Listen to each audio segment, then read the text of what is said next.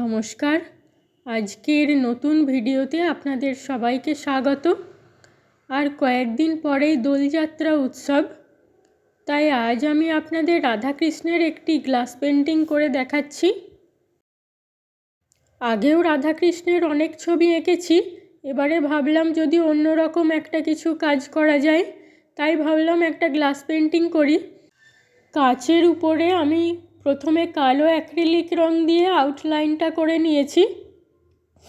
তারপর যেখানে যেখানে গাঢ় রং দেওয়ার প্রয়োজন ছিল আগে গাঢ় রংটা দিয়ে নিয়েছি, তারপরে রং ভরতে শুরু করব।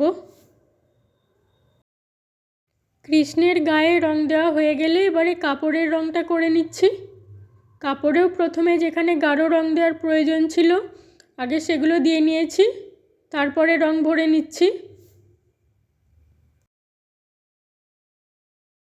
কৃষ্ণের ছবিতে মোটামুটি রং ভরা হয়ে গিয়েছে, এবারে আমি রাধার ছবিতে রং ভরে নিচ্ছি। প্রথমে গায়ের রংটা দিয়ে নিচ্ছি, এবারে কাপড়ে একটু কাজ করে নেব। নিচে পাড়ের দিকে একটু ডিজাইন করে নিচ্ছি। এখানে আগে ডিজাইনটা করে নিতে হবে, তারপরে রং ভরতে হবে।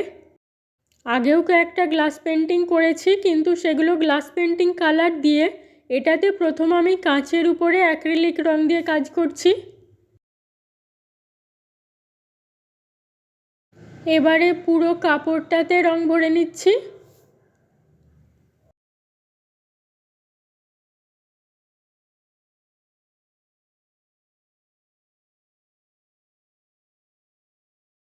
নিচের দিকে কিছু ফুল গাছ করে নিয়েছি, প্রথমে ফুলগুলোতে রং দিয়ে দিচ্ছি, তারপরে গাছে রং দিতে শুরু করব। সেখানেও প্রথমে গাঢ় রংটা দিয়ে নিতে হবে, তারপরে হালকা রং দেওয়া হবে।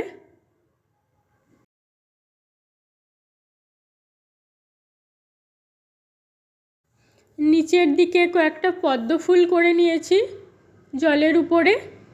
প্রথমে পদ্ম ফুলগুলোতে রং দিয়ে নিচ্ছি, ফুল এবং পাতাগুলোতে। আমরা এমনিতে অ্যাক্রিলিক রঙের ক্ষেত্রে যেমন আগে হালকা রংটা দিয়ে নিয়ে তারপরে গাঢ় রং দিয়ে সেট দিই, কিন্তু এখানে গ্লাস পেন্টিংয়ের ক্ষেত্রে আগে গাঢ় রংটা দিয়ে নিতে হবে। এবারে জলটাতে রং করে নেব। প্রথমে সাদা রং দিয়ে নিচ্ছি, তারপরে নীল রংটা দেব।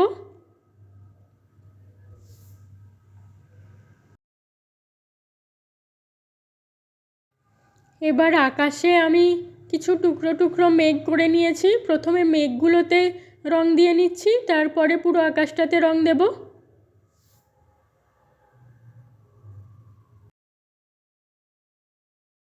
রাধাকৃষ্ণের চোখ দুটোতে রং দেওয়া বাকি ছিল, সেগুলো দিয়ে নিচ্ছি। এবারে অলংকারগুলোতে একটু রং দিয়ে নেব। ময়ূরের পালকটা করে নিচ্ছি।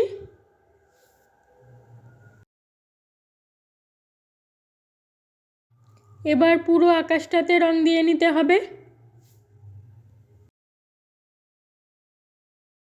কাজটা কমপ্লিট হয়ে গিয়েছে, এবার আপনাদের পুরো কাজটা দেখিয়ে দিচ্ছি। আমার এই কাজটি আপনাদের কেমন লেগেছে কমেন্ট করে অবশ্যই জানাবেন। ভালো লাগলে লাইক শেয়ার করবেন।